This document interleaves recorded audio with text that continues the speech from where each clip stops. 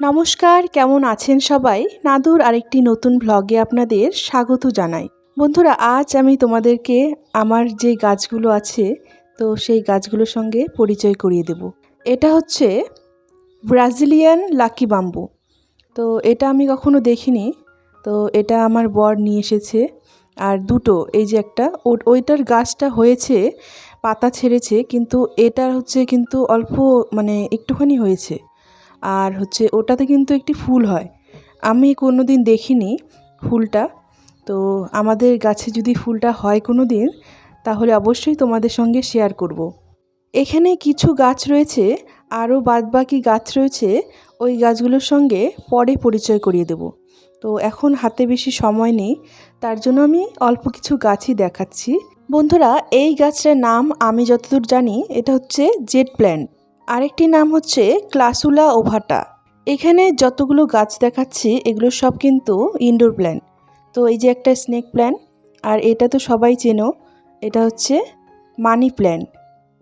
তো বন্ধুরা, গাছ তো দেখানো হয়ে গেল, আর চলে এসেছি কিচেনে। তো আজ হচ্ছে রান্না করব, এই হচ্ছে ফুলকপি দিয়ে হচ্ছে পনিরের তরকারি, আর হচ্ছে বাঁধাকপির ঘন্ট করব, আর করব ভাড়ালি ভাজা। বন্ধুরা, আজ যেহেতু শনিবার, তাই আজ আমাদের কিন্তু নিরামিষ।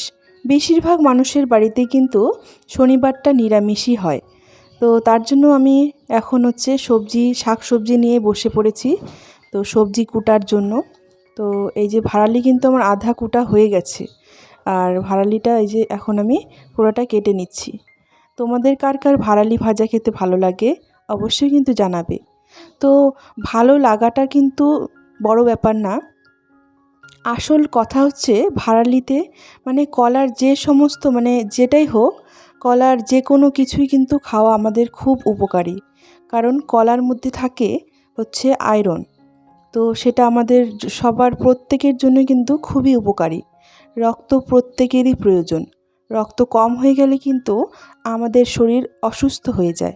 শুধু রক্ত কম হলেই অসুস্থ হয় না, যে কোনো ভিটামিনের কম হলেই কিন্তু আমাদের শরীরে অসুস্থ হয়, আর আমাদের শরীরে অনেক ক্ষতি হয়ে যায়। তো বন্ধুরা, আমাদের শরীর সুস্থ থাকার জন্য আমাদের কিন্তু সবজি ভালো না লাগলেও আমাদেরকে কিন্তু খেতেই হবে। তার জন্যই সমস্ত সবজিগুলো আমরা মিলিয়ে খেয়েই নিই। তো বন্ধুরা, সবজি কুটতে কিন্তু আমার বেশ ভালোই লাগে, আর সবজি খেতেও ভালো লাগে। আগে ছোটোবেলায় করলাটা খেতাম না, করলাটা আমার একবারে খুব তিতো লাগতো, আর প্রত্যেক বাচ্চারই কিন্তু করলা ভালো লাগে না। কিন্তু এখন অনেক বাচ্চা রয়েছে যাদের করলা খেতে খুব ভালো লাগে। তো এখন বড় হওয়ার পরে আমার কিন্তু করলা বেশ ভালোই লাগে। আর করলা খেলে নাকি কিমড়ি হয় না, আর হচ্ছে অনেক উপকার আছে। সুগারের পেশেন্টদের জন্য তো বিশেষ করে করলা অনেক উপকারী। বন্ধুরা, শুধু সবজি কুটা না, আমার কিন্তু প্রত্যেকটা কাজ করতেই খুব ভালো লাগে, খুব আগ্রহ হয়।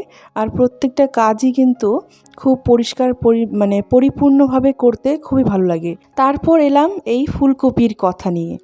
তো ফুলকপি তো শীতকাল হোক আর গরমকাল হোক, ফুলকপি তো আমার খুবই প্রিয়। কিন্তু ফুলকপি একটা হচ্ছে প্রবলেম আছে, ফুলকপি খেলে আবার ফুলকপি আর বাঁধাকপি খেলে থাইরয়েড বেড়ে যায়। তো যাদের যাদের থাইরয়েড আছে তাদেরকে বলবো ফুলকপি আর বাঁধাকপিটা একদমই অ্যাভয়েড করতে। আর যাদের থাইরয়েড নেই তারা কিন্তু ফুলকপি খেতেই পারেন। তো ফুলকপিতেও অনেক উপকার আছে, অনেক ভিটামিন আছে। তো কী ভিটামিন আছে সেটা আমার এখন ঠিক মনে নেই, কিন্তু সমস্ত সবজিতেই এক একটা সবজিতে এক একটা উপকার আছে। আজকে আমি করব ফুলকপির হচ্ছে পনির দিয়ে রসা। আর ফুলকপির চপ খেতেও কিন্তু ভালো লাগে। এবারে ফুলকপির চপ খাওয়া হয়নি। সবথেকে ভালো লাগে ফুলকপির পকোড়ার থেকেও ভালো লাগে ফুলকপি ভাজা। ছোটোবেলায় না, মা হচ্ছে আমাদের হচ্ছে ফুলকপি ভাজা বানিয়ে দিত। তো ওই ফুলকপি ভাজা দিয়ে কিন্তু আমার সমস্ত ভাত খাওয়া হয়ে যেত। তো ফুলকপি ভাজা আমার এত প্রিয় ছিল, এখনও প্রিয়। আর ফুলকপি ভাজা দিয়ে আমি সব ভাত খেয়ে নিতে পারবো, আর কিছুই লাগবে না। আর আমাদের বাড়িতে আমার শ্বশুর বাড়িতে কিন্তু নিরামিষের দিন হলেই যে কোনো পকোড়া বড়া ছাড়া কিন্তু হবেই না। তো যে কোনো বড়া কিন্তু এই নিরামিষের দিনগুলিতে কিন্তু একদমই লাগবে, আর চাটনিটাও লাগবে। তো তারপর আমি এদিকে রান্না শুরু করে দিলাম। একদিকে পনির ভাজা বসিয়ে দিয়েছি, আর হচ্ছে এদিকে হচ্ছে ফুলকপিটা আমি ভাপিয়ে নিয়েছি, আর আলু সিদ্ধগুলো কাটবো একটু, মানে সিদ্ধ আলু এটা। আর এদিকে ডাল ভিজিয়ে রেখেছি, এটা ছোলার ডাল। আর এটা হচ্ছে লাউয়ের ডগা, তো লাউ শাক। এটা হচ্ছে মা বানাবে, আমি ওটা বানাবো না। আর এটা হচ্ছে কুয়াশও, আমি এটা ওই পনিরের তরকারিতে দেব।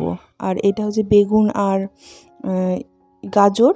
আর এটা আলু আর গাজর। আর এই আলু গাজরটা বাঁধাকপির মধ্যে দেব। এই বাঁধাকপির ঘন্টটা কিন্তু খুব ভালো লাগে এই আলু আর গাজর দিয়ে করলে। আর আমি এদিকে কিন্তু রান্না স্টার্ট করে দিয়েছি, আর মা পরে এসে শুধু ওই লাউ শাকের মানে চচ্চড়িটা করবে। আর আমি এদিকে পনিরের তরকারি আর হচ্ছে বাঁধাকপির ঘন্ট বানাবো, মানে বানাচ্ছি। আর হচ্ছে এদিকে হচ্ছে সমস্ত মানে আগে আমি এগুলো ভেজেই নিই, ফুলকপি আলু কোয়াশ এগুলো সমস্ত ভেজে নিই আস্তে আস্তে। তারপরে সকালবেলা কিন্তু মা আগেই মানে ডাল রান্না করেছিল, মুগের ডাল, ওটা আগেই হয়ে গেছে। তো বন্ধুরা, রান্না করতে কিন্তু আগে হচ্ছে পারতামও না, আর ভালোও লাগতো না। ভাবতাম যে রান্নাটা অনেক বড়, মানে বিশাল বড় একটা কাজ। তো এখন কিন্তু করতে বেশ ভালোই লাগে। আর এখানে কিন্তু আমি মশলা নিয়েছি, কাঁচা লঙ্কা, টমেটো, আদা, জিরা আর হচ্ছে ধনের গুঁড়ো। তো এই সমস্ত মশলা দিয়ে কিন্তু আমি তরকারিটা রান্না করব। এদিকে কিন্তু আমার ফুলকপি ভাজা হয়ে গেছে। তো ফুলকপি ভাজা হয়ে গেছে, আর এদিকে আমি হচ্ছে বাঁধাকপির ঘন্টটাও বসিয়ে দিয়েছি। এখানে আমি ফোড়নে দিয়ে দিয়েছি জিরা, শুকনো লঙ্কা আর তেজপাতা। আর ওদিকেও আমি হচ্ছে ফুলকপি ভাজার পরে কোয়াশগুলোও ভেজে নিচ্ছি। পনিরের তরকারিতে কোয়াশ দিলে খুব একটা ভালো লাগে না, কিন্তু তবুও কোয়াশ দিতে বলেছিল মা। কারণ হচ্ছে বাবা হচ্ছে ওই আলু খায় না, কারণ তো সুগার আছে, তার জন্য কিন্তু এই কোয়াশটা আর ফুলকপিটাই খায়। তো তার জন্যই ওই হিসাব মতোই কিন্তু আমাদের রান্নাটা করতে হয়, যে কে কোনটা খাবে আর কে কোনটা খাবে না, ওইভাবেই। আর এদিকে কিন্তু আমি ওই বাঁধাকপির ঘন্টর জন্য গাজর আর হচ্ছে আলুটা কিন্তু এখানে আমি একটু ভেজে নিচ্ছি।